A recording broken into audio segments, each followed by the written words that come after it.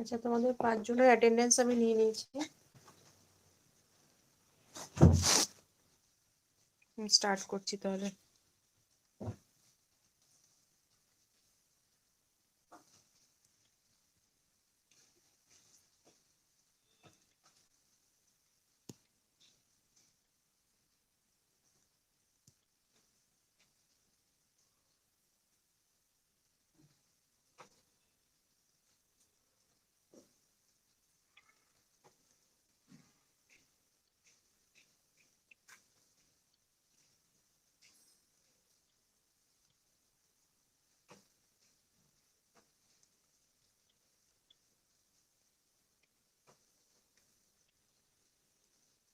দেখতে পাচ্ছ স্ক্রিন সবাই?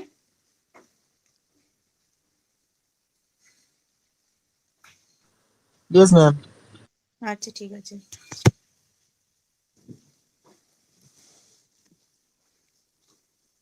তো আজকে যেটা স্টার্ট করছি আমরা নেক্সট চ্যাপ্টার, ঠিক আছে, ইউনিট 7 এ ইনস্টলেশন।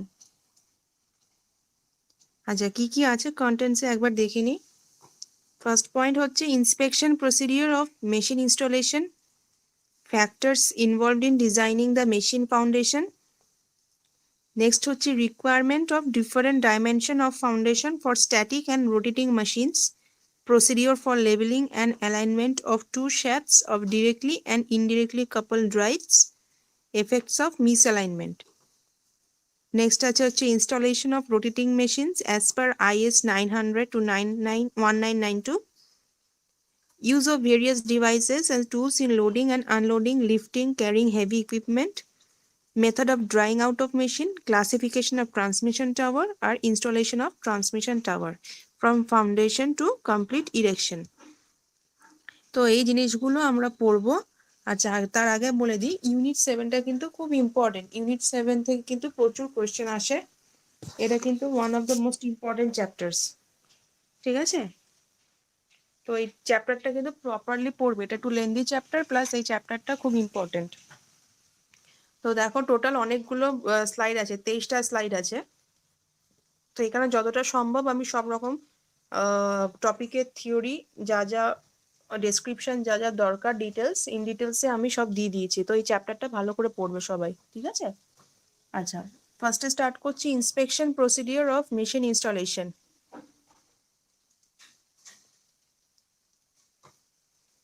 আমাদের জেনারেলি ইন্সপেকশন করার জন্য মেশিনে আমরা কি করে থাকি? কমন সেন্স থেকে বলো,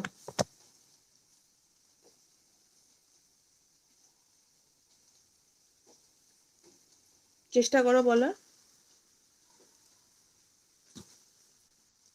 ইন্সপেকশনের জন্য আমরা মেশিনে জেনারেলি কি করে থাকি?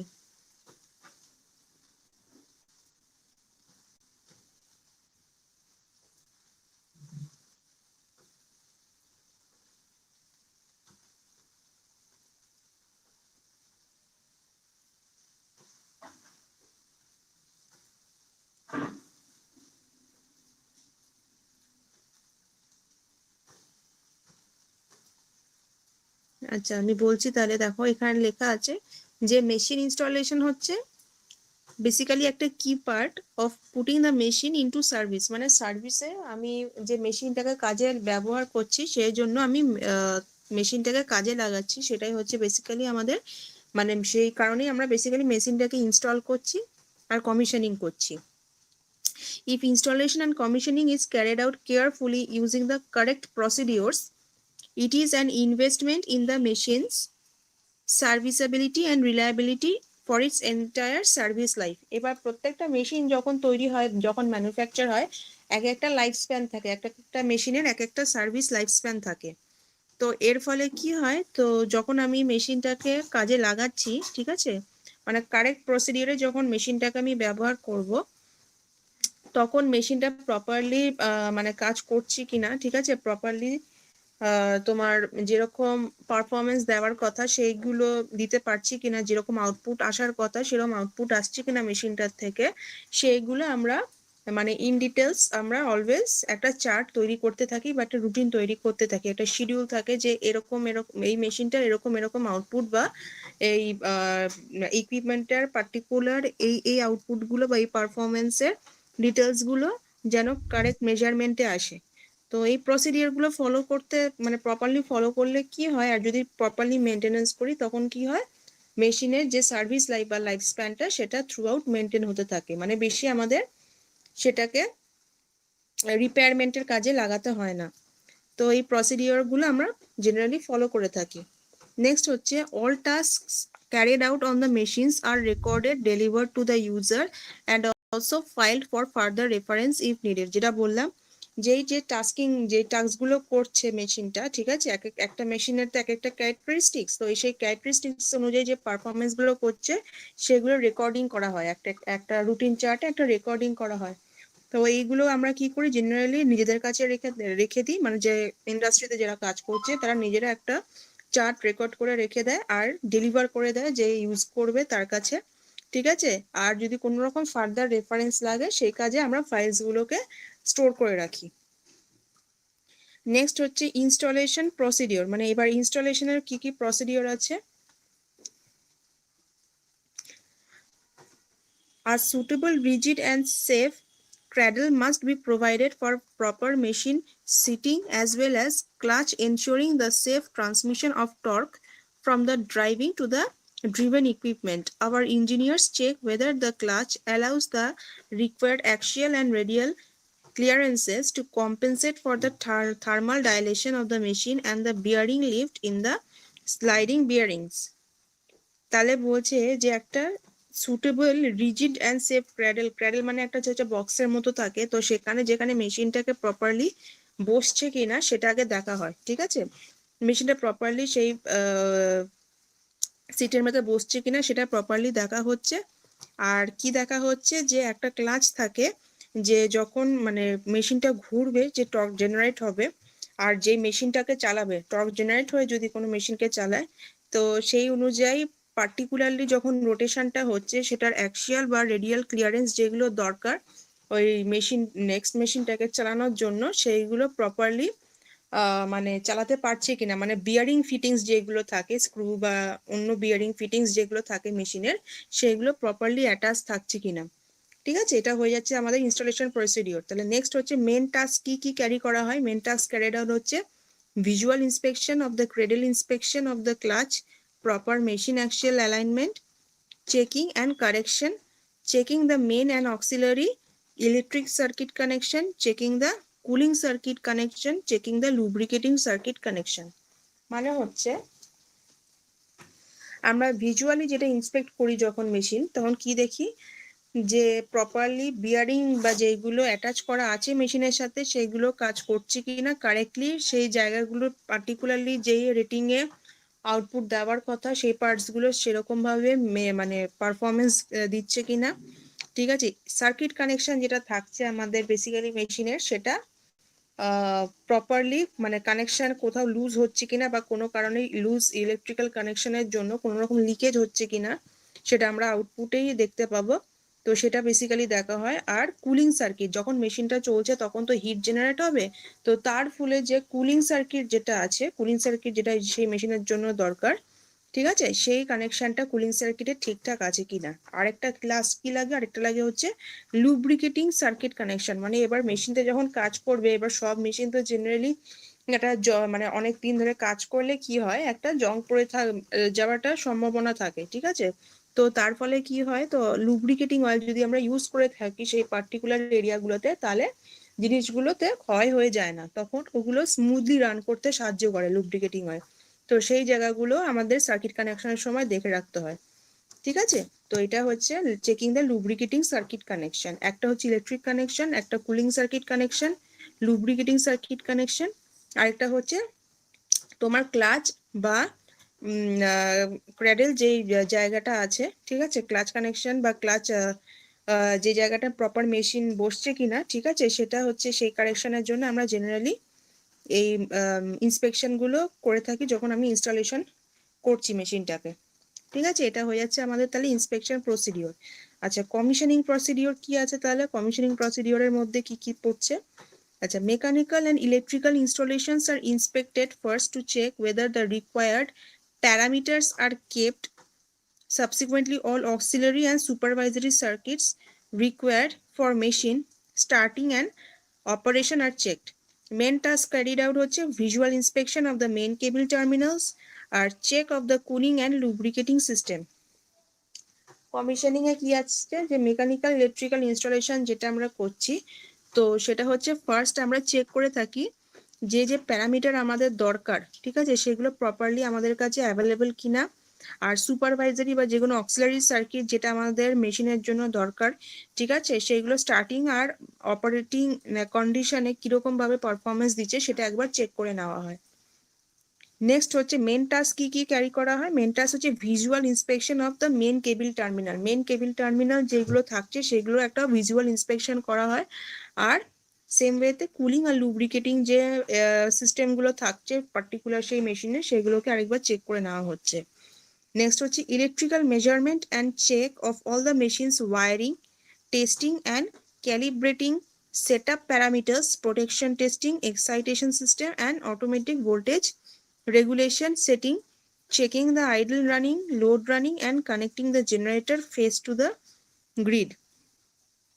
তাহলে মেজারমেন্ট সিস্টেম মানে যে প্যারামিটারের ডেটাগুলো আমরা কালেক্ট করব পার্টিকুলারলি সেই মেশিনের ডেটাগুলো যে মেজার করে পাচ্ছি সেটা একবার চেক করে নেওয়া হচ্ছে। মেশিনের ওয়্যারিং চেক করে নেওয়া হচ্ছে টেস্টিং করার টাইমে। আর ক্যালিব্রেটিং সেটআপ প্যারামিটার্স যেগুলো দরকার আমাদের, যেগুলোকে আমরা সেট যে প্যারামিটারগুলোকে আমরা ম্যানুয়ালি সেট আপ করছি সেইগুলোকে, ঠিক আছে। প্রোটেকশন টেস্টিং একটা করা হয়, যে মেশিন প্রোটেকশন যেটা আমরা দিচ্ছি প্রোভাইড করছি সেটা অ্যাকচুয়ালি কাজ করছে কিনা, প্রোটেকশনের জন্য যেই মানে ইন সিস্টেম বা যে প্রসিডিওরটা আমরা ইনভলভ করছি সেই পার্টিকুলার মেশিনের জন্য, সেই প্রোটেকশনটা অ্যাকচুয়াল টাইমে প্রোটেকশনের টাইমে কাজ করছে কিনা সেটা চেক আপ করে নেওয়া। এক্সাইটেশন অ্যান্ড এভিআর সিস্টেম যেটা একটা মেশিনের জন্য দরকার সেটাও চেক আপ করে নিচ্ছি। আর আইডিয়াল রানিং বা লোড রানিং মানে হচ্ছে লোড রানিং কন্ডিশনে, মানে যখন লোড আমি চাপাচ্ছি সেই কন্ডিশনে যে প্যারামিটারের ডেটাগুলো দরকার সেটা প্রপারলি, নো লোড কন্ডিশনেও যখন মেশিনটাকে চালু করছি তখন হচ্ছে সেই পার্টিকুলার কন্ডিশনেও কি কি প্যারামিটারের ডেটাগুলো ভ্যারিয়েশন হচ্ছে সেগুলো চেক আপ করে নেওয়া। আর জেনারেটর ফেজ যেগুলো থাকছে সেগুলো গ্রিডে কানেক্ট করে যে ডেটাগুলো পাচ্ছি সেইগুলোকে একবার মানে প্রপারলি রিড করে নেওয়া। তো এইগুলো হয়ে যাচ্ছে কমিশনিং এর ফার্স্ট ফেজ। সেকেন্ড হচ্ছে checking the operating parameters, load sharing, checking operating temperature and vibration. এবার মেশিন চলাকালীন তো মেশিনের তো একটা ভাইব্রেশন হবে, তো সেইগুলো ডেটাগুলো নোট ডাউন করে নিচ্ছে। লোড যতগুলো শেয়ার হচ্ছে পার্টিকুলার সেই মেশিনের সাথে যে কটা লোড শেয়ার হচ্ছে সেই প্যারামিটার গুলো, মানে এক একটা লোডের জন্য সেই প্যারামিটারের কতটা এফেক্ট করছে পার্টিকুলার সেই মেশিন যে লোডগুলোকে টানছে, তো সেই পার্টিকুলার প্যারামিটার গুলোর উপর কতগুলো এফেক্ট করছে, কি কি ডেটা ভেরিয়েশন হচ্ছে সেগুলোকে নোট ডাউন করছি। আর অপারেটিং টেম্পারেচার, যখন লোড শেয়ারিং হচ্ছে তো সেই মানে যদি ইনকেস বেশি ওভারলোডেড হয়ে যায় মেশিন, তখন কি হয়, বেশি অ্যামাউন্ট অফ হিট জেনারেট হয়। তো পার্টিকুলার এনভায়রনমেন্টে যে অপারেটিং টেম্পারেচার যেটা হওয়া উচিত মেশিনে সেটা যেন প্রপারলি ব্যালেন্সড থাকে সেটা আমরা একটা চেক আপের মধ্যে রাখছি, ঠিক আছে। নেক্সট হচ্ছে as soon as the parameters are set and the correct operation tested and confirmed, the commissioning work is considered completed and the equipment is handed over to the customer with a record, description of the work, set values, summary, recommendations for the future use of the machines. তো এই parameter গুলো check করার পরেই আমি delivery দেবো particular সেই মেশিনটা, ঠিক আছে। তো পার্টিকুলারলি কারেক্ট অপারেশন টেস্টের পর কনফার্ম করার পর আমি কি করছি, আমি ইকুইপমেন্টটাকে হ্যান্ড ওভার করে দিচ্ছি বেসিক্যালি যে জায়গায় বা যেই স্টেশন, কোনো সাবস্টেশন হোক বা কোনো ইন্ডাস্ট্রি হোক বা যেখানে সেই মেশিনটাকে ইউজ করবে, তো তাকে আমি হ্যান্ড ওভার করে দিচ্ছি, ঠিক আছে। আর কাস্টমারকে আমি তার সাথে কি প্রোভাইড করে দিচ্ছি, আমি যে রেকর্ডগুলো মানে ডেটাগুলো রেকর্ড করেছি, রেকর্ডিং ডেটা যেগুলো আছে আমার কাছে সেগুলো প্রোভাইড করে দিচ্ছি। তাহলে কাস্টমার যখন ইউজ করবে ডেলিভারি, মানে যখন নেবে ডেলিভারির সময় যদি তার কাছে ডেটা প্রোভাইডেড থাকে, তাহলে সেই প্রসিডিওরটা তার কাছে বুঝতে অনেক সুবিধা, যে হ্যাঁ পার্টিকুলার এই এই প্যারামিটার বা এই এই জায়গাগুলোকে আমাকে মেনটেন করে চলতে হবে, এইগুলো হচ্ছে রেটেড ভ্যালু বা এক্সাক্ট ভ্যালু। এইটার বাইরে যদি ইনকেস কোনো রকম পারফরমেন্স মেশিন দেয়, তাহলে সেটা একটা মানে কোনো রকম প্রবলেম অ্যারাইজ করতে পারে মেশিনে। তো একটা রেঞ্জ বা যে লিমিটেড রেঞ্জ যেগুলো দেওয়া থাকে মেশিনের বা ডেটা যেগুলো দেওয়া থাকে, সেগুলো যদি একবার প্রসিডিওরটা পুরোটা যে কাস্টমার যে ইউজার সে ইউজ করবে, সে যদি একবার প্রপারলি চার্টটা দেখে নেয়, তখন তার মেশিন সেট আপ করে ইউজ করতে কোনো রকম প্রবলেম ফেস করতে হয় না। আর প্রত্যেকটা মেশিনের সাথে সাথে কি কি দেওয়া থাকে, যে description of the work, set values, কোন কোন ভ্যালুতে মেশিনটাকে সেট করতে হবে তার সামারি, ঠিক আছে, মানে মেশিনটার ব্যাপারে একটা ছোট্ট ডেসক্রিপশন দেওয়া থাকে, কি টাইপের মেশিন কি কি কাজে আসতে পারে, recommendation for future use of the machine, আর কিছু রেকমেন্ডেশন দেওয়া থাকে যে কোন কোন কাজে এটাকে ফার্দার ব্যবহার করা যেতে পারে। তো এইগুলো হচ্ছে আমাদের কমিশনিং স্টেপস, ঠিক আছে। আর ফার্স্ট এরটা হয়ে গেল আমাদের ইনস্টলেশন প্রসিডিওর। এত অবধি বুঝতে কোনো রকম অসুবিধা আছে?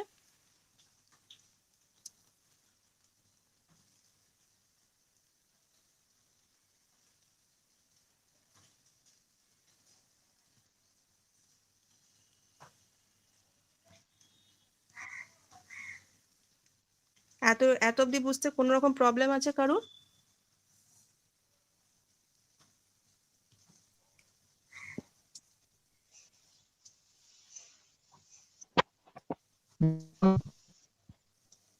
আচ্ছা ঠিক আছে, দাঁড়াও, কে কে জয়েন করেছো? সোমা, শুভম আর ব্রিলিয়ান না? দাঁড়াও, অ্যাটেন্ডেন্সটা নিয়ে নিই।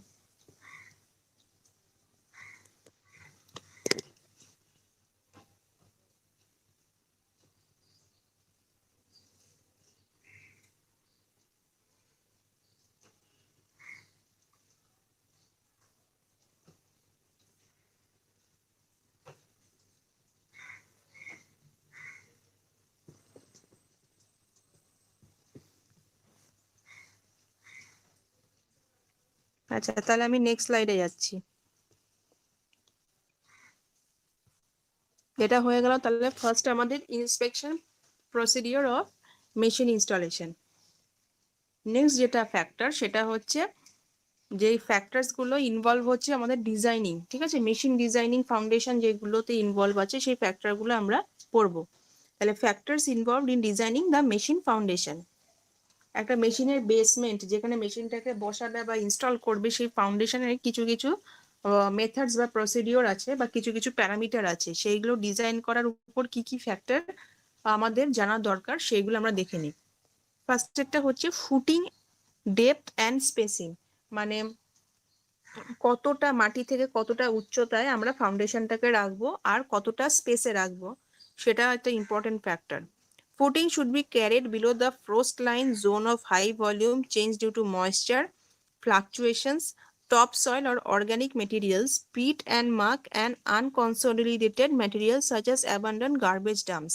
মানে আমি যখন বেসমেন্ট থেকে কতটা উচ্চতায় আমি মেশিনটাকে ইনস্টল করছি, ঠিক আছে, মেশিনটাকে কতটা উচ্চতায় ইনস্টল করছি সেটা কার উপর ডিপেন্ড করছে? সেটা ডিপেন্ড করবে যখন আমি উচ্চতাটা আমি মানে তৈরি করছি ফাউন্ডেশনটা, মানে বেসিক্যালি মাটিতে, মানে যেই মাটিতে ইনস্টল হচ্ছে মেশিনটা, তো সেই জায়গার মাটিটা মানে